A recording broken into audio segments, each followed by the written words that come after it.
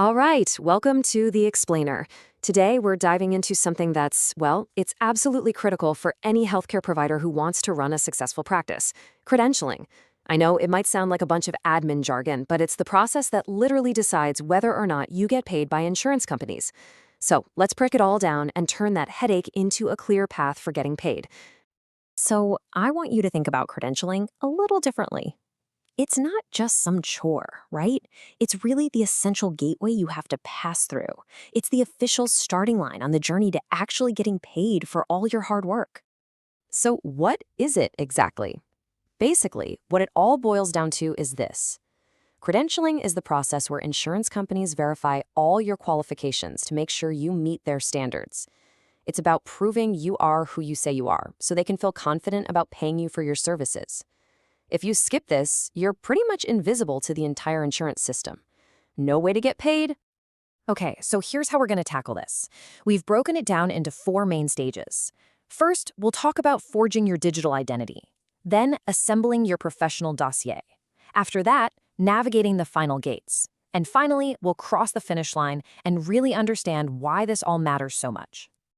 Let's start right at the beginning. Before you can even begin to prove your qualifications, you need an official identity within the national healthcare system. This is kind of like getting your official digital passport for the healthcare world. And the very first piece of that passport, the most basic thing you need, is your National Provider Identifier, or NPI. This unique 10-digit number is absolutely non-negotiable. Every standard transaction, and especially billing insurance, has to have it. Think of it as your social security number, but for the healthcare world. Now, it's really important to get this next part right. There are 2 different types of NPI. A type 1 is for individuals, doctors, therapists. A type 2 is for the groups, hospitals, clinics, that sort of thing. One of the first places people trip up is applying for the wrong type. It can cause some major delays, so make sure you know which one applies to you. Next up is CAQH. So if your NPI is your passport, you can think of CAQH as like the central visa office. And trust me, this thing is a huge time saver. It's a single online portal where you can upload all your credentialing documents one time, and then lots of different insurance companies can access it. And that's really the magic of this whole system, right? The efficiency. Instead of you having to send the same giant stack of paperwork to every single insurance company with CAQH ProView, you just build one really thorough profile. Then, multiple payers can pull your verified info from that single source. It is a total game changer. All right, so you've got your digital identity set up. Now we move on to the next big stage, assembling what we're calling the professional dossier. This is where you get into the nitty-gritty and gather up all the evidence that proves your qualifications. So, this here is your core checklist. These are the documents you've got to have. Getting all this organized and ready to go right from the start is going to save you so many headaches later on. Let's dig into a few of these a little more. Okay, let's talk about that first one, your license. It's not enough just to have it. It has to be active and in good standing. And here's a little pro tip for you. Make absolutely sure the name on your license is an exact match to your other legal documents. Any little mismatch can stall your whole application. Now, if you're a provider who prescribes controlled substances, a valid DEA registration is a must-have. And you got to pay attention to the details here, folks. You're going to use Form 224 for a new registration, but Form 224A for a renewal. It's a simple mistake, but using the wrong one can cause some really unnecessary delays. Insurers also want to know that you're protected, which makes sense. That's why you have to provide a certificate of insurance. This certificate is your official proof that you've got the right amount of professional liability or malpractice coverage. And last but not least, we've got the paperwork that actually connects all this effort to your bank account. Your tax ID and a W-9 form are exactly what the insurance companies need to set you up in their payment systems. It's really that simple. No W-9, no getting paid. Okay, your dossier is all put together. You're on the home stretch now.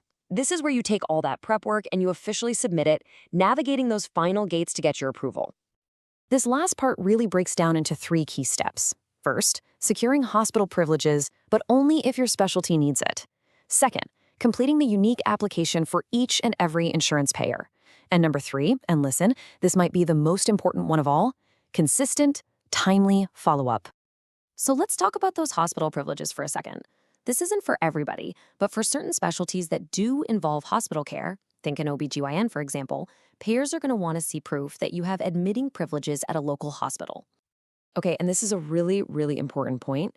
Even though you did all that great work setting up your CAQH profile, you still have to fill out each insurance company's own specific application. See, they use CAQH to check your info, to verify it, but they use their own application to officially welcome you into their network. So, you've submitted everything. Now, the waiting game begins, and you need to be ready for this. The whole approval process can take anywhere from 60 to 120 days. Yeah, you heard that right. And why so long? Well, it's usually because of the sheer volume of applications they get, plus all the different layers of verification they have to go through. But during that long wait, you can't just sit on your hands and hope for the best. Being proactive here is everything. The number one reason for delays is something simple, like a missing document or a small piece of incorrect information. The real takeaway? You have to be persistent. Get a contact name and plan to check in every couple of weeks just to make sure your file is still moving along. So you did it, you've gone through the whole process, you navigated all the steps, and now you're officially credentialed. Let's just take a beat and talk about why all this detailed work really, really matters for your practice. So what's the big payoff for being so diligent? Well, by doing this right, you make sure you're totally compliant with industry standards. And maybe even more importantly, you're going to slash the number of claim denials you get, which means you get paid faster and more reliably for all the work you do. And really, that's the bottom line, isn't it? This isn't just about shuffling papers. Getting this process right, making it smooth and efficient, is the absolute bedrock of a financially healthy, sustainable medical practice. So I'm going to leave you with this one question to mull over for your own practice. Is your credentialing process a frustrating roadblock that just slows everything